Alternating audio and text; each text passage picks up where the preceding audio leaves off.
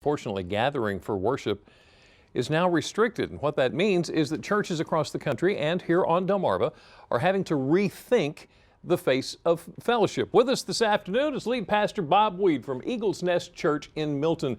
Join us to talk about the changes that are being made to worship services all over Delmarva. Thank you so much for joining us this afternoon. Pleasure to be here. Wonderful having you.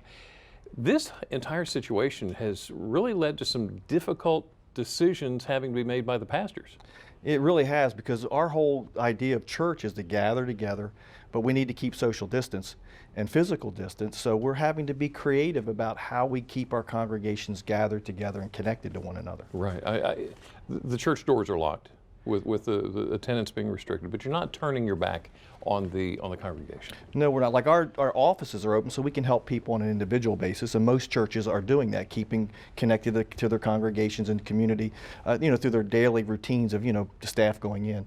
But gathering for worship now has become more of an online thing where we can do our services online. Either a lot of people stream, a lot of churches stream, right. Some churches do not. And so you can still videotape them and put them on, at the service times, and we're doing that at Eagles Nest. But a lot of churches are doing either online services, videotape, or streaming. So technology is really coming to bear now.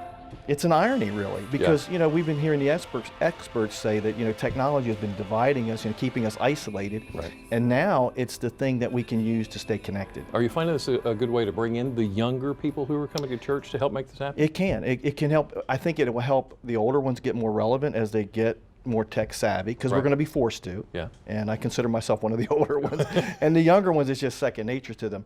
But it's a way to bridge things generationally as well as culturally. And so I would encourage folks to, if their church doesn't have online, do things at the same time online.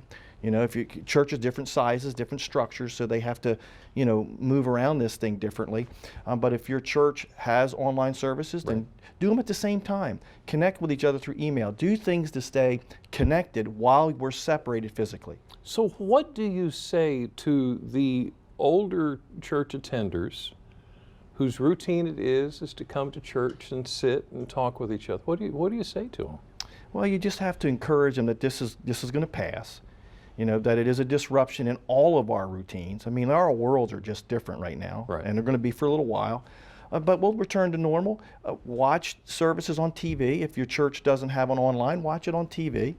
Try to connect in the ways that you can. I mean, a lot of people have email, but not everybody does. Right. So one of the things that churches have to do is they have to distinguish in connecting people through email and online, and recognize there's a percentage of people that don't have email. They're anti-email and technology. So we have to find ways for us to stay connected to them and then help them stay connected to each other. Right.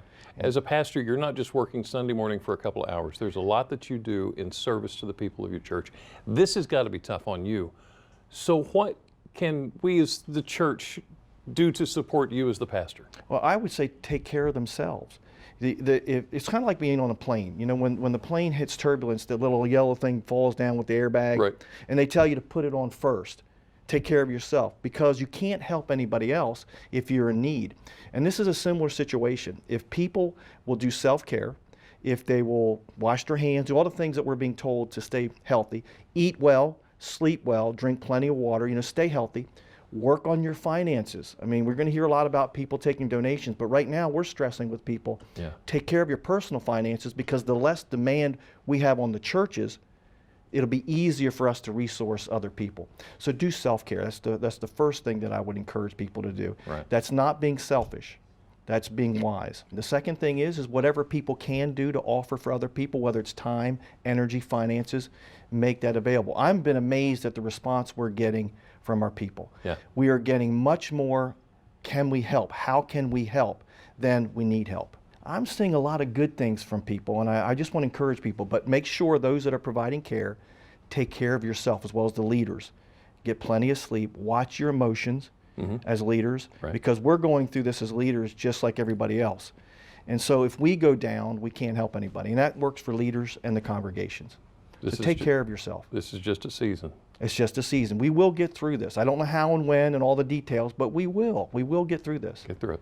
Pastor Bob, we thank you so much for stopping by this afternoon and sharing with us very, very important information.